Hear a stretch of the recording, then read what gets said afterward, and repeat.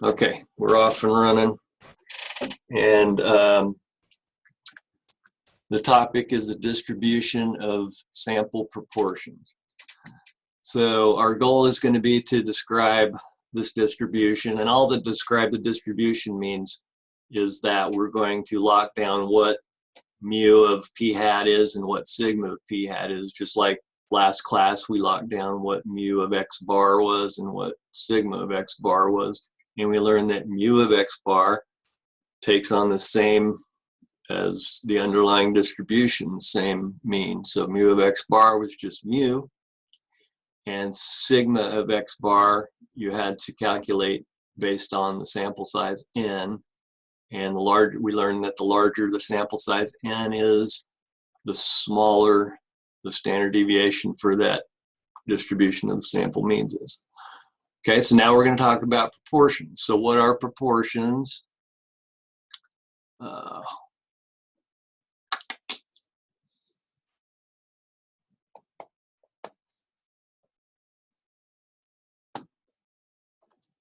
some reason it's not letting me pick my pen. It's not good.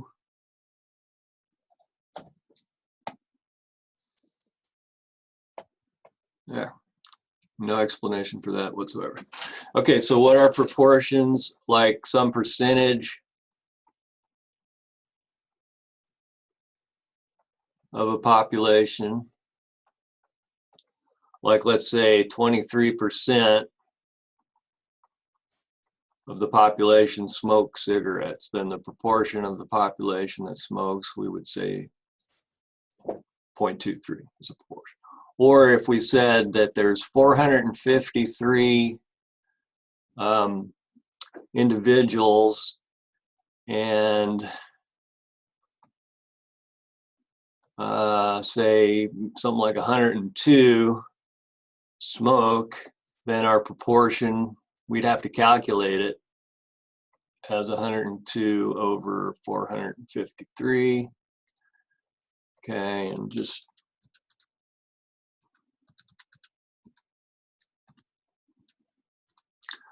and if I round that to the nearest hundredth, that would be 0.23. So it's squiggly equals. Hey, look at that. That's completely magic there. I just made it up and they turned out to be the same. Okay, so now we're going to move on to slide 2. We call that a point estimate. So this little jobby here that I just created is our point estimate.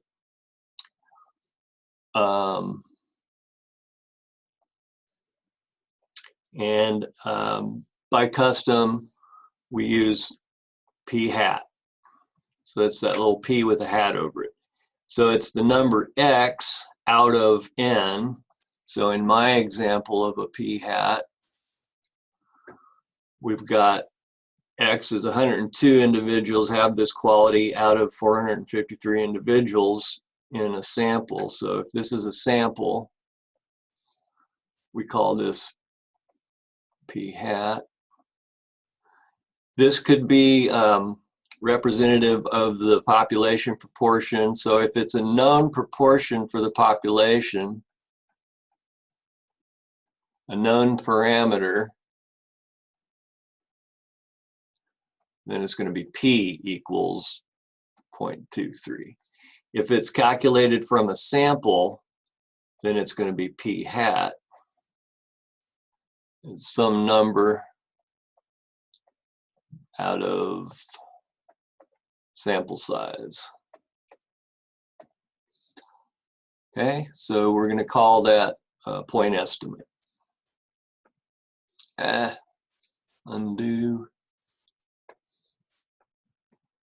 Okay, so let's move on. Quinnipiac University poll conducted in May of 2008. 1,745 registered voters nationwide were asked whether they approved of the way George W. Bush is handling the economy.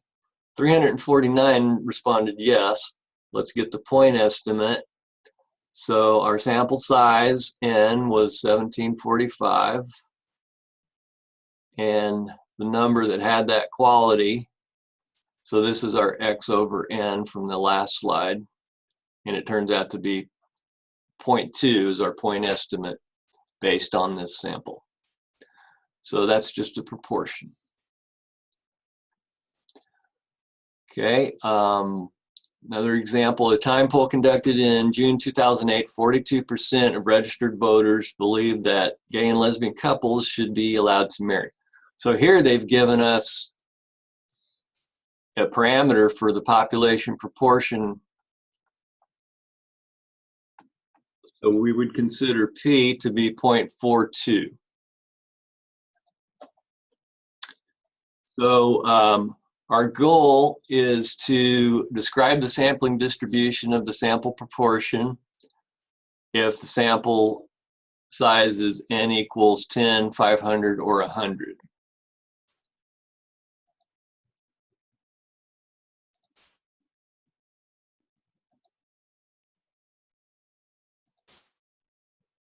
Okay, well, we don't really know how to do that quite yet.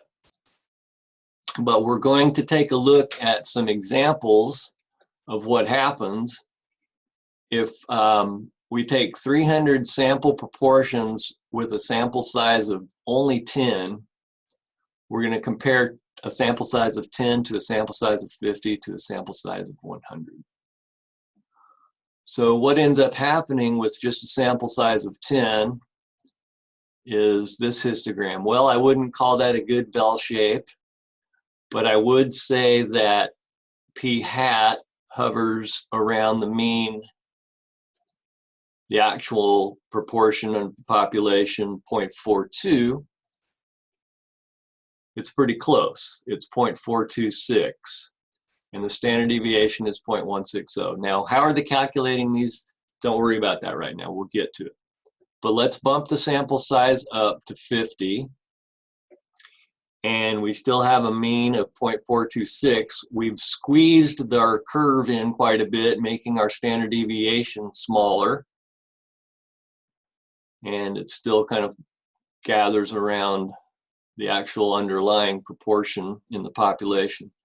Let's bump this up to 100. Here we've got a pretty good bell shape in terms of it's symmetrical about the mean. But look, the mean has settled in on the actual population proportion. So a large enough size, and then our mean heads toward the proportion. So our p hat. So if you're thinking, well, for the p hat mean, let's just use the underlying population proportion, then you're thinking correctly. Just like we did for distribution of sample means. And then the standard deviation, again, has gotten smaller. So these same kind of notions kick in. Okay, so here's what we're going to summarize based on what we just looked at. So if we want to describe the sample distribution of sample proportions, then the shape is, as the sample size n increases, the shape of the sampling distribution of the sample proportions is approximately normal.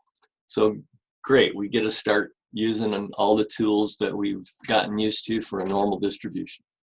And then the center, the mean of the sampling distribution of sample proportion, is the same as the underlying population proportion. So that's an analogy to what we saw happen with means. And the standard deviation of the sampling proportion decreases as the sample size n increases. So every time we use a different sample size, we do have to recalculate the standard deviation. But the mean is going to come across from whatever the underlying proportion is. Okay, so let's formalize those ideas.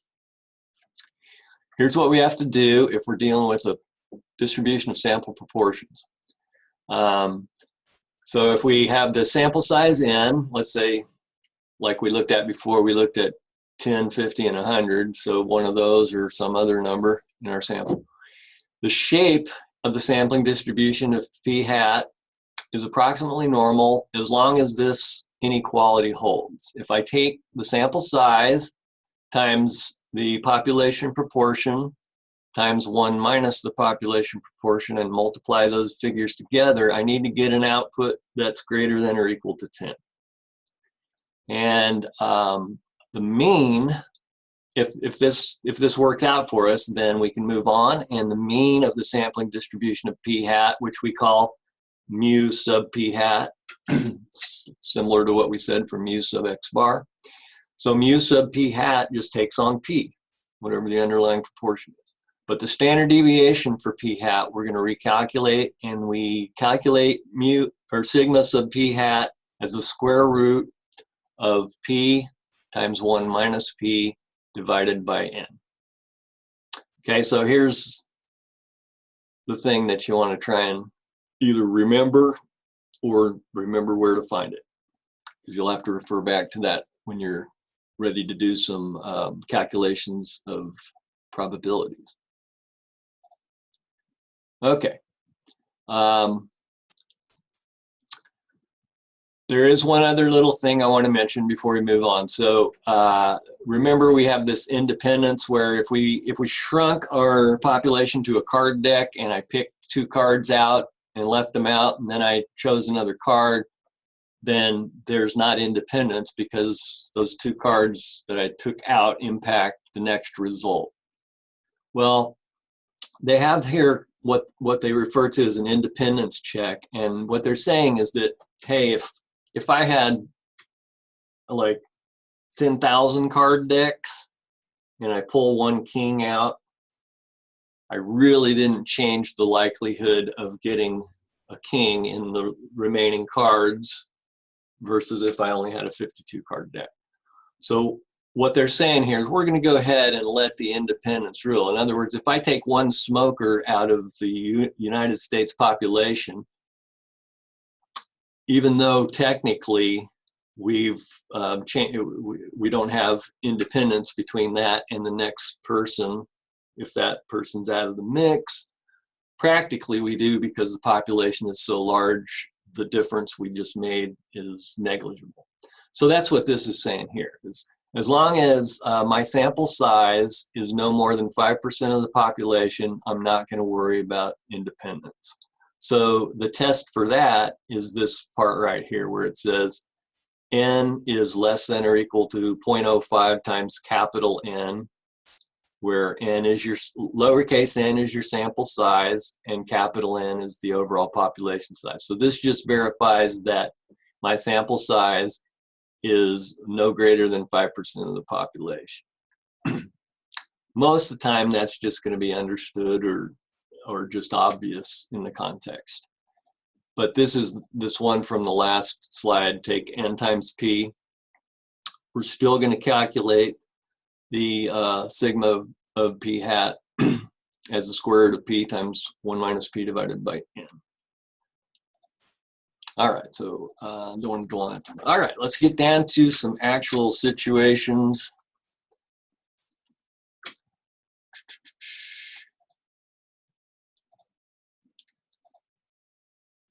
Didn't want to do that.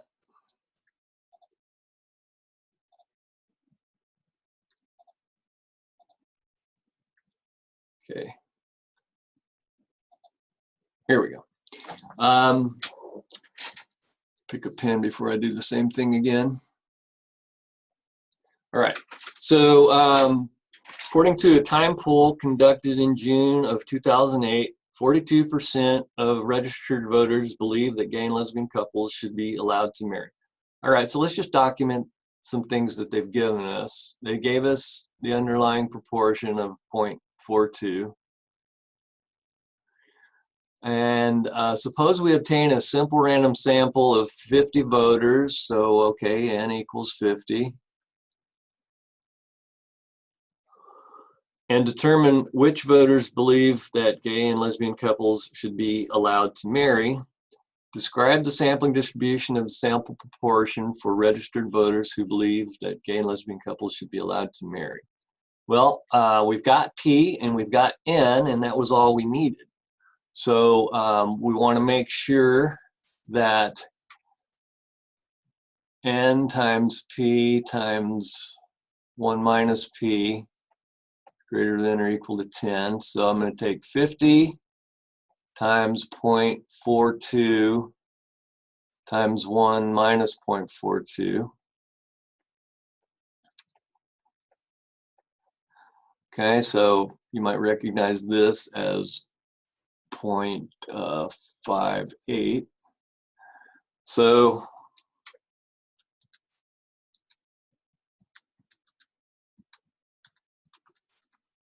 that ends up being 12.18. Okay, so true, it's approximately normal.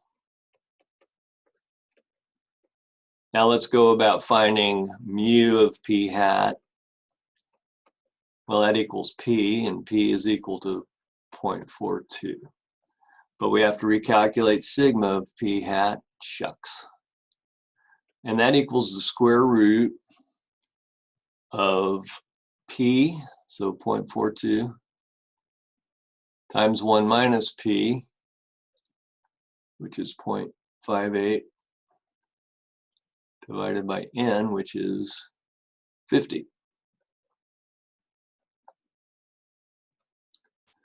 Okay, so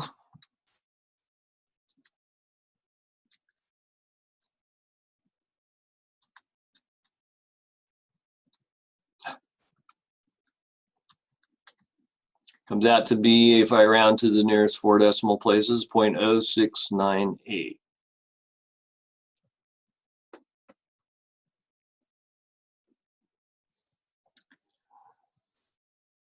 Okay, so that's what they asked for, is describe the sampling distribution of the sampling proportion. Well, because we met this goal, it's approximately normal, and then you also have to give mu and sigma for any, to describe that distribution. So mu of p hat is 0.42 and sigma p hat 0.0698. So we've done it. Let's calculate some probabilities now that we've got that information. Okay, this slide pretty much duplicates what I just did, so I'm going to pass on that. All right, so now, according to the Centers for Disease Control and Prevention, 18.8% of school-age children 6 to 11 years old were overweight in 2004. In a random sample of 90 school-age children aged 6 to 11 years, what's the probability that at least 19% are overweight? All right, we have to recalculate this. I guess we're done with that last question. So P is equal to 0.188, and we need, for part A, n equals 90. So n times P, I'm going to go ahead and calculate 1 minus 0.188 in my head, if you don't mind. So that'll be 0.812. Has to be greater than or equal to 10. That's 13.74. So we're good there. Now, if you think about it, we've got 90. So 90 has to be less than or equal to 0.05 times n, where n is all school-age children 6 to 11 years old. Well, I think we're safe there. I don't know what the population size is, but it's so big that there's no way 90 is even close to 5% of all 6 to 11 year old school-age children. Okay, so now we've got a probability to answer. So we need, this is an approximately normal distribution of sample proportions, is approximately normal with mu of p hat equal to 0.188.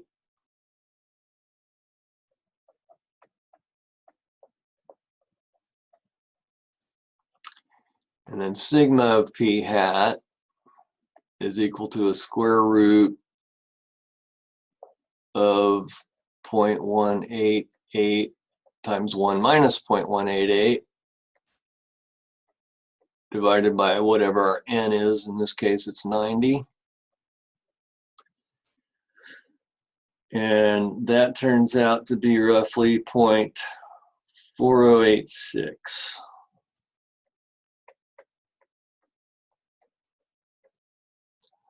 Now we can go about answering the question. Let's phrase the question in our simple probability statement. What's the probability that we get p hat greater than 19%? Okay, so that's this. What's the probability that the proportion in 90 school-age children is at least or thereby greater than 19%? All right, I'm going to do the calculator statement, and on the next slides, it's going to remind you how to do it using Table 5. So calculator, we've got a normal distribution, so we can use normal CDF. And the minimum, since we're doing a greater than, is 0.19. And the max is calculator infinity. And I'm going to pretend that I'm on the same line here and put mu of p hat, which is 0.188. And sigma of p hat, which we recalculated to be 0.4086.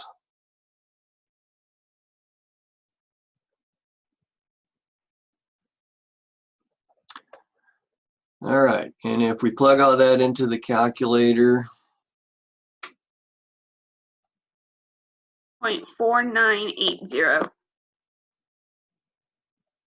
Really? Yeah, that's what I got. Okay. Anybody else try it?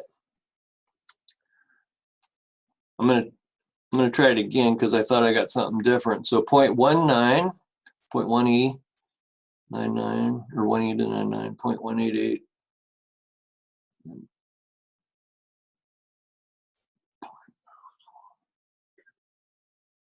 Oh, okay.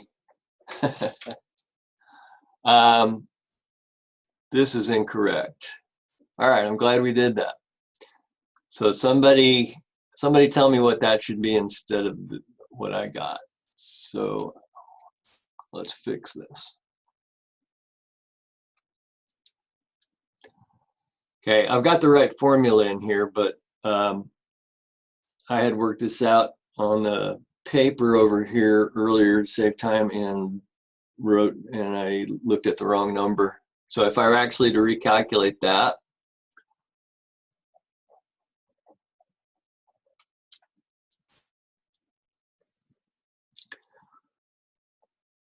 okay, that was way too big for our standard deviation.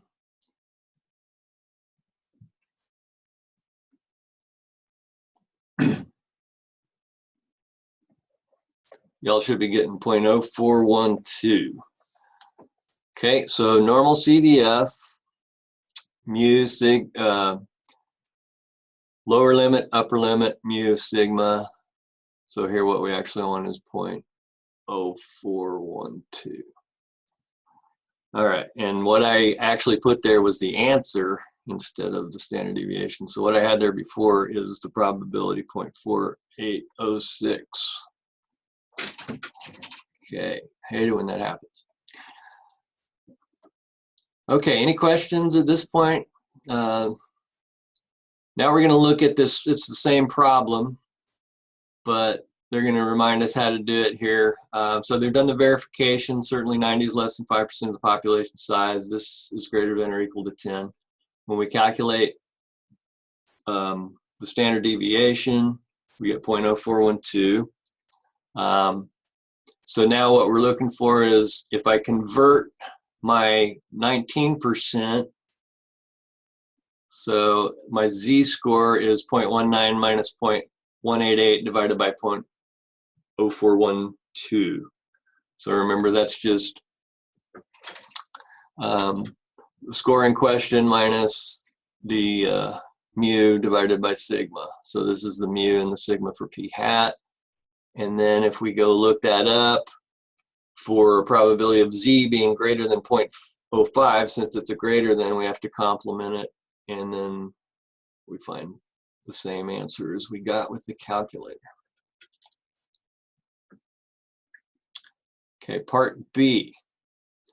Suppose in a random sample of 90 school-age children, 6 to 11 years old, you get a result of 24 overweight children. And the question was, what might you conclude? So we have to calculate that result, and that's what this part is right here. So if 24 out of 90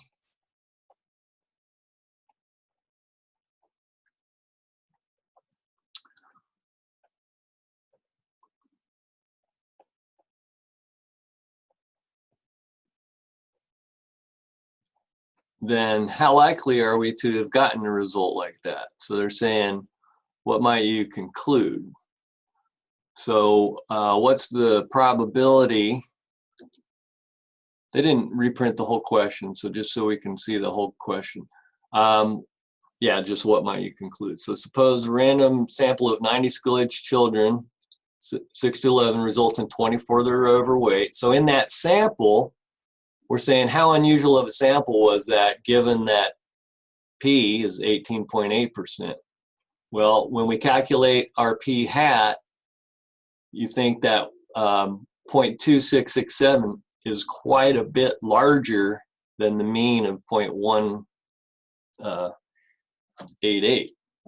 So what we're saying is what might you conclude? It's kind of just asking us, how likely is that? So we're saying, what's the probability of getting a p hat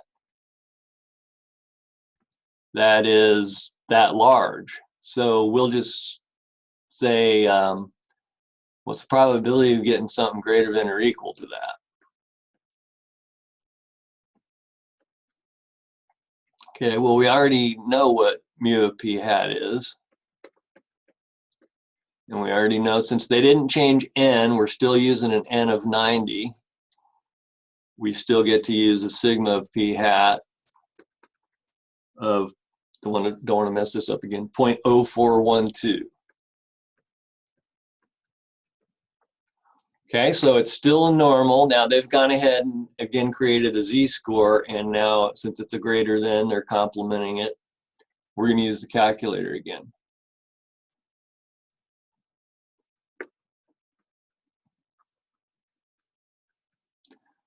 Okay, so the least is 0.2667 all the way up.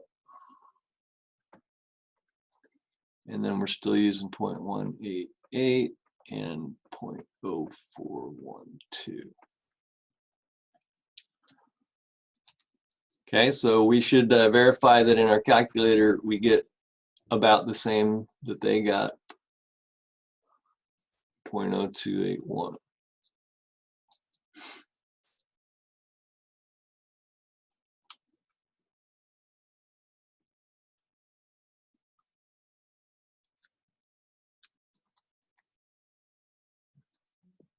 Yeah, it's about the same. Okay. If you rounded it to the nearest 4 decimal places, it would be identical. All right, so that's what we're doing with the distribution of sample proportions. So both of these questions have been strictly greater than. Let's ask, just for posterity, I'm going to add a slide here. I'm going to give you a minute to answer this.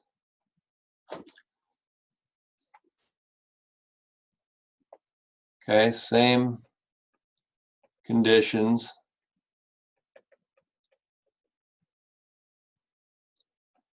N equal 90.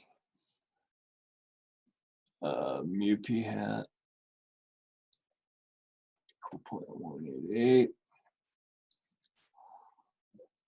What's the probability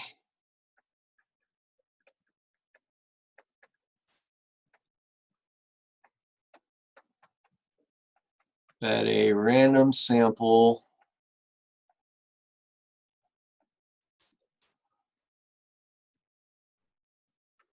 of 90 such children results in between, let me get a good figure here, 24.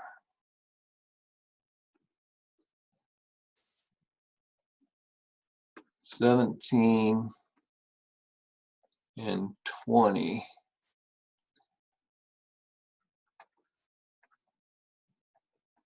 that are overweight.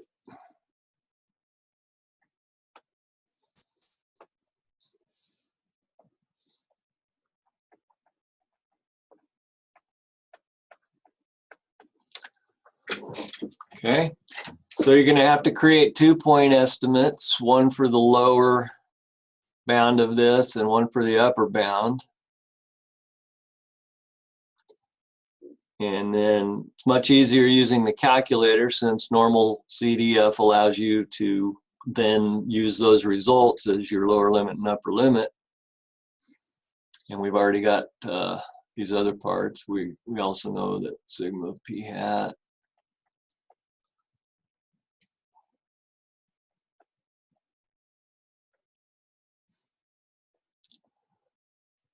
okay, so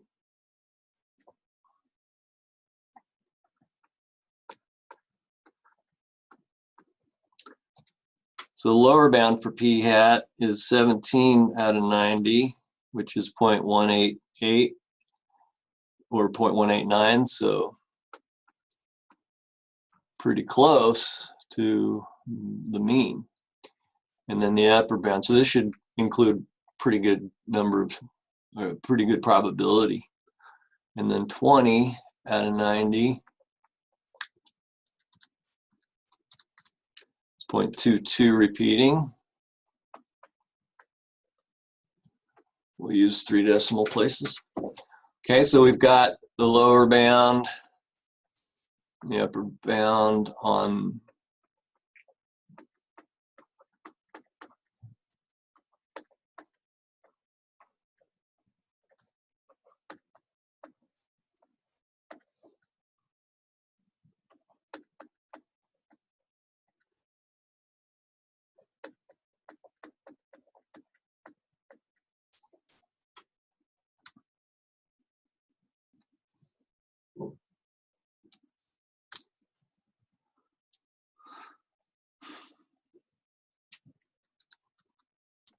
It's 0.2857. okay, great.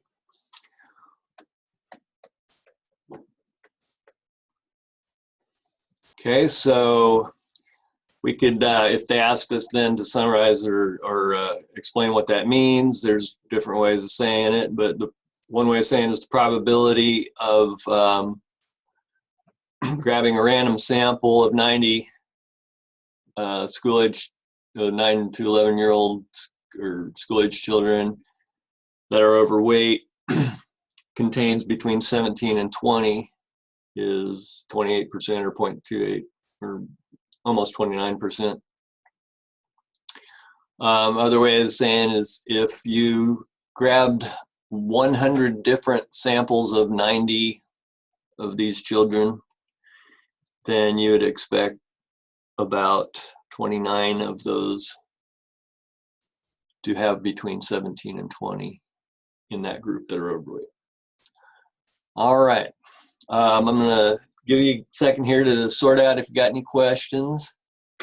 And if not, your assignment is gonna be coming live right at about 11 o'clock, I believe, and it's online.